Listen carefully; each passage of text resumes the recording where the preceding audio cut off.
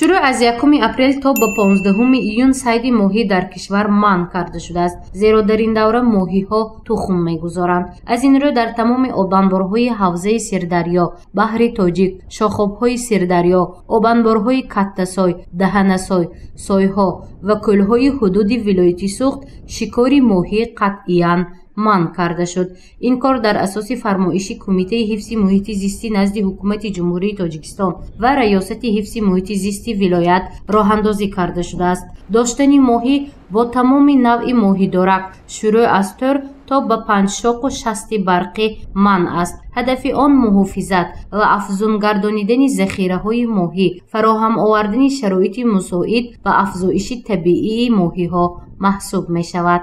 با ما امکانیت میدهد در آینده ذخیره ماهی افزون گردیده برای تامین یکی از هدف‌های استراتژی تامین امنیت آذوقه‌واری تامین کرده شود. با استفاده از فرصت مناسب از شهروندان ساکنان ولایت احتراماً خواهش می‌کردم که از صید ماهی در این دوره منع شده، یعنی شروع از 1 اپریل تا 15 ایون خودداری نمایند، زیرا که برای ویران نمودن طلبات قانونگذار جوابگری معمولی پیش بینی گردیده. نسبت آن اشخاصی که دغلانه این طلبات قانونگذار را ویران می‌نماید، قانونگذار جوابگری جنایتی پیش بینی کرده است.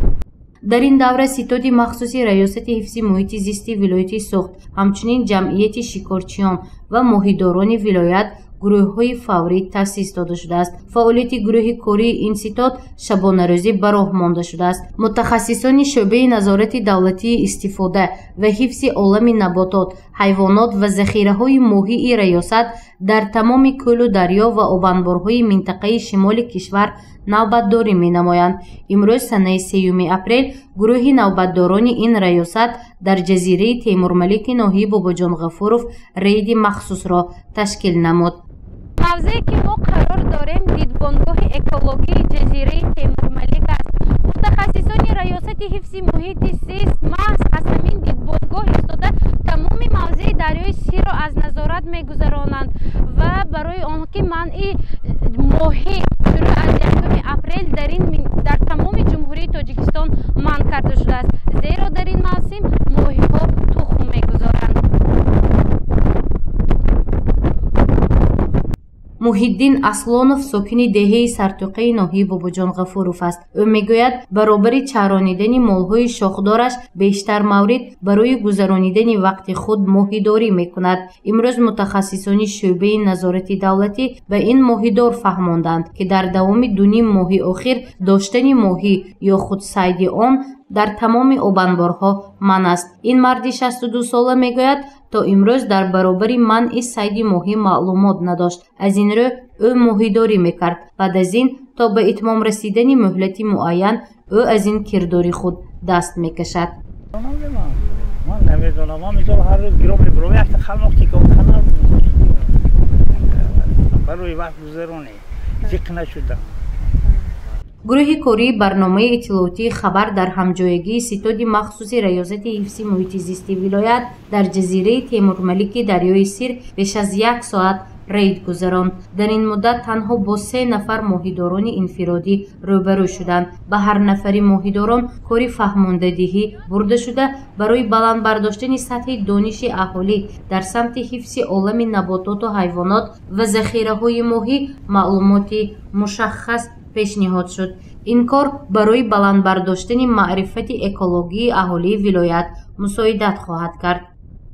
برای پیش بردن کارهای فهماندهی با تمام ماهیداران جمعیت سهامی ماهیپروری گلستان کارهای فهماندهی گذرانده شده. پور آلات صید آنها از آبانبار بحر تاجیک برآورده شد.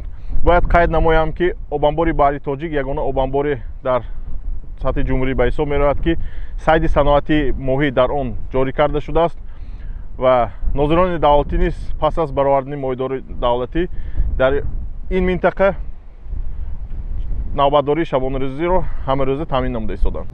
در این دوره یعنی شروع از 1 اپریل تا به 16 ایون کسی خودسرانه به ماهیداری مشغول شود طبق قانون‌های عمل کننده جمهوری تاجیکستان به جوابگری مأموری ва ҳамчунин ҷиноятӣ кашида мешавад. Аз рӯи маълумоти мутахассисони соҳаи ҳифзи муҳити зист, дар ҳолати пайдо намудани кирдори маъмурӣ ва ё ҷиноятӣ аз ҷониби моҳидорон ошкор карда шавад, он вақт шурӯъ аз 400 сомонӣ то ба 116 000 сомонӣ ҷарима пешбинӣ шудааст. Ин ҷаримаҳо тибқи моддаи 203 кодекси ҷиноятӣ бандубаст мегардад.